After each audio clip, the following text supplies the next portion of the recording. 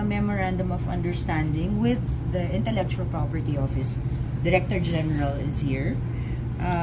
When we sign, it will give Viva and all of its companies an effective tool to stop piracy and unauthorized sellers on present in e-commerce platforms like Lazada, Shopee, TikTok. Kasi we've seen a lot of piracy like in the form of USB sticks which contains Viva Max content. It's proliferating in Lazada, in Shopee, in TikTok. But it's so difficult to pursue these pirates. So the IPO is giving us a platform. When we sign the MOU, it will be a priority. Viva will be a priority with the e-commerce platforms. Then they will take down the illegal sites. It's the same thing for our beauty products. We've discovered Viva Beauty. That's a new addition to our business in Viva. We've seen some unauthorized sellers on these e-commerce platforms. We're the exclusive distributor of Korean beauty products, some lines, but our monitoring and search over these e-commerce platforms, there are sellers selling those products without authority from the owners of those products. So just the same, signing with this MOU, they will stop those authorized sellers and block their sites. So in other words, this is a strong push for authenticity and our creators in the film industry, and as well as music industry. Because basically IPO is the government entity that governs and regulates our piracy. Intellectual property. So they regulate the trademarks, copyrights, patents, all original inventions, creations. That's regulated by the Intellectual Property Office. Alongside that, yung mga trademarks, if you want to have your trademarks registered, you go to the Intellectual Property Office.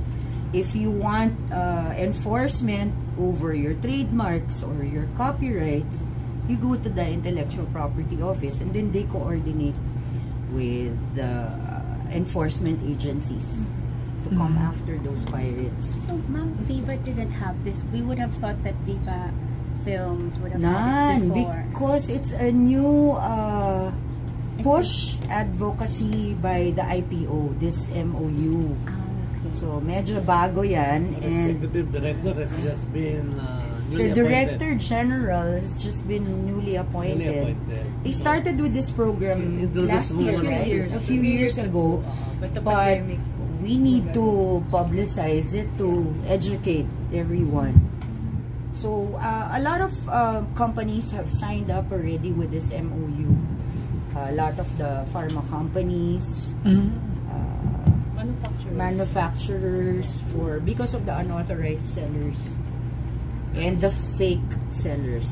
So it was organized because really of the digital sphere, because of the e-commerce, because of specifically for that. Yes. Okay, all right, understood. Because the counterfeits, yes, pirated products are there. So we want the e-commerce also to be a safe place. Okay. Especially because there are a lot of consumers now who just buy online. Yes, ma'am. So it's a very specific kind of trademarking and copyright po. Kasi hindi naman po anything through e-commerce. Because it will help you, yung genuine, para alam mo na yung binibili mo is genuine product. Original. And you also go after the pirated products, which is mentioned by Attorney Sheena. Yan yung mga maraming films, nilipat mo sa CD or sa flash drive, and then you sell it. It's pirated. It's not allowed. So it's not just a matter of selling the pirated products or making it available. It is also to protect the industry, because a lot goes into the movie making, a lot goes into the music making, and that investment, they have an economic right, of course, to recoup also. both the producers, the And publishers, also the creators. So kung pababayaan mo siya na mabibili lang, for example, you spend 1 million pesos for one project, and then you project that you will have your return of investment, let's say 3 years time, no? And on the part of the creator, they also have royalties up to 50 years after their lifetime. But if you will allow that piracy of the music or the film, then you affect the industry because they cannot recoup the creators, also cannot do. And nobody will. Eventually, no one would want to. Correct. Right. So hindi siya safe place there to buy because some are really not genuine. So we just spoke of movies and films, but you can also talk of your clothing, what you wear, for example, your glasses, your shades. You buy the original, but if you buy online and you're not protected, you might think that you're buying a discounted product. But when it reaches your home, diba? Kunwari, sa online platform, pagdating sa'yo, it's a fake product. Sira agad after 1 week. So we're also not able to protect the consumers that way. So this is an avenue that all the signatories are working together so that it's a good faith platform. So if Viva will sell, for example, beauty products under Lazada or Shopee or TikTok, and there are fakes there, they can request the platform to take it down. Sasabihin nila, fake yan, hindi namin yan product. So please remove. And the platforms naman, also, in good faith, sign the memorandum agreement and have committed that they will take it down. Basta lang sabihin nyo na counterfeit yan or pirated. So that you also protect the consumer. So it's not really just a protection of the signatories here. Most, of course, you have to protect the public. So of course we thank Viva Group for taking this step.